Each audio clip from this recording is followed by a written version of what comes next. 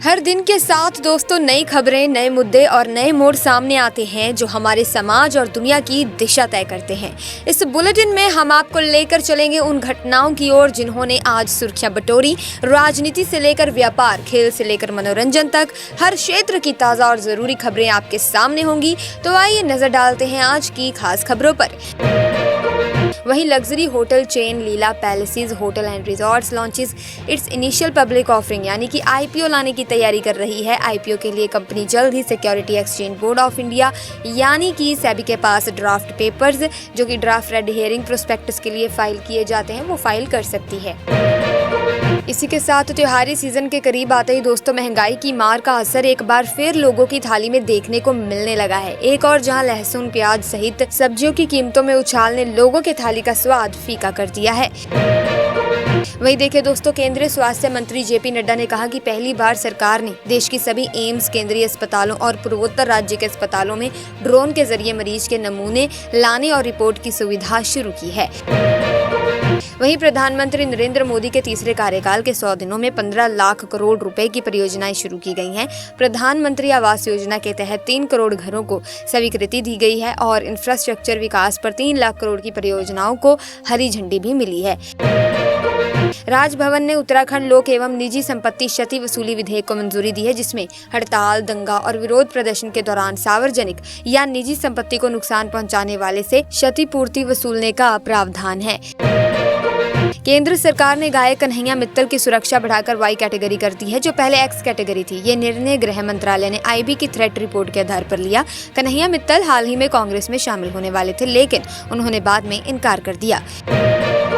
प्रधानमंत्री ग्रामीण आवास योजना के पात्रता नियम में बड़ा बदलाव हुआ है, जिससे अब ऐसे जिनके पास फ्रिज और बाइक है और उनका आवास कच्चा है, तो वे भी पीएम ग्रामीण आवास योजना के पात्र होंगे। 15,000 रुपए तक मासिक आय वाले भी अब पीएम ग्रामीण आवास योजना के लाभार्थी बन सकेंगे। इसी के साथ दोस्तों, बिहार के आरा के नवादा थाना क्षेत्र में एक फल गोदाम में भीषण आग लग गई। आग का कारण बिजली के शॉर्ट सर्किट बताया जा रहा है। गोदाम में रखे फल, प्लास्टिक के कैरेट और अन्य सामग्री जलकर खाक हो गई है। फायर ब्रिगेड की मदद से आग पर काबू पा लिया गया है। निवेश का लक्ष्य ही हाई रिटर्न पाना है। निवेशक हाई रिटर्न की चाह में निवेश करते हैं। ऐसे में वो दुनिया के बड़े दिग्गज निवेशकों की रणनीति भी अपनाते हैं। दिग्गज निवेशकों की बात करें तो सबसे पहला नाम ही वॉरेन बफे का आता है। आप इस बात से कितना सहमत है, नीचे कमेंट्स में जरूर बताएं। वही देखिए दोस्तों, केदारनाथ विधानसभा सीट पर उपचुनाव की तारीख भले ही अभी तय नहीं हुई है, लेकिन कांग्रेस ने जोर शोर से तैयारी प्रारंभ कर दी है। पार्टी के सामने भाजपा के गढ़ को भेदने की चुनौती तो है ही, लेकिन इससे पहले गुटबंदी पर अंकुश लगाने के मोर्चे पर उसे परीक्षा देनी है। भारत और बांग्लादेश के बीच चेन्नई में जारी दूसरे टेस्ट का तीसरा दिन है आज, और भारत ने पहली पारी में 376 रन बनाए, जबकि बांग्लादेश 149 रन पर सिमट गया। फिलहाल भारत की दूसरी पारी जारी है और टीम 400 रन की बढ़त बनाने की कोशिश में है। इसी के साथ सूचना के अधिकार कानून के तहत सवालों का जवाब न देने पर कांग्रेस ने सेबी पर हमला किया है। इसे सार्वजनिक जवाबदेही और पारदर्शिता का मजाक बताया। ये सवाल सेबी से माधवीपुरी बुच के बारे में पूछा गया था, लेकिन सेबी ने जवाब देने से इनकार कर दिया। केंद्रीय गृह मंत्री अमित शाह जम्मू कश्मीर के दौरे पर हैं। मेंढर में चुनाव प्रचार के दौरान उन्होंने कहा कि 90 के दशक में फारूक की मेहरबानी से आतंकवाद आया। शाह ने कहा कि अब पाकिस्तान नरेंद्र मोदी से डरता है। वहीं मुंबई के धारावी में बनी 25 साल पुरानी मस्जिद को लेकर विवाद खड़ा हो गया है। दरअसल धारावी में महबूबे सुबानिया मस्जिद के अवैध पाठ को तोड़ने के लिए बीएमसी की टीम पहुंची थी। वहीं यूक्रेन ने टेलीग्राम पर बैन लगा दिया है। यूक्रेन का कहना है कि ये सोशल मीडिया प्लेटफॉर्म सरकारी और सेना के अधिकारियों के लिए खतरनाक साबित हो सकती है। यूक्रेन का दावा है कि टेलीग्राम के जरिए रूस उसके देश पर जासूसी कर रहा है।